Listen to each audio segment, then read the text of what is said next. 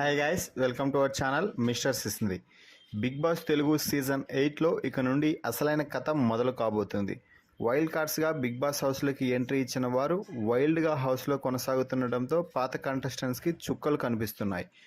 ముఖ్యంగా యష్మికి కంటి మీద కునుకు లేకుండా చేస్తున్నారు వైల్డ్ కార్డ్ కంటెస్టెంట్స్.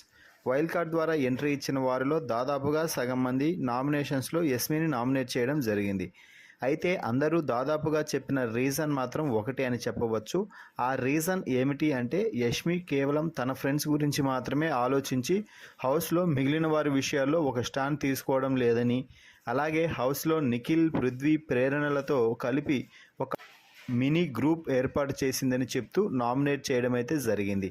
అయితే వైల్డ్ కార్డ్స్ ఒక పక్క రీజన్ చెప్పి నామినేట్ చేసినా కూడా యష్మి కనీసం వాటిని ఒప్పుకోలేదు కదా, సైలెంట్గా కూడా ఉండకుండా నేను గుర్తుపెట్టుకుంటాను అంటూ యాటిట్యూడ్తో మాట్లాడింది.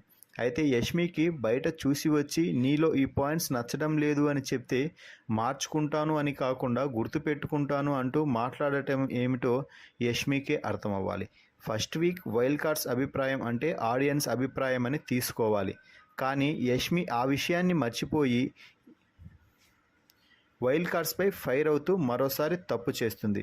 వైల్డ్ కార్డ్స్ నామినేట్ చేస్తే యష్మి రియాక్ట్ అయిన విధానంపై మీ అభిప్రాయాన్ని నామినేషన్ కామెంట్స్ రూపంలో తెలపండి. అలాగే మరిన్ని బిగ్ బాస్ లైవ్ అప్డేట్స్ కోసం మన ఛానల్ని చూస్తూ ఉండండి. Please subscribe our YouTube channel mister సిసింద్రి.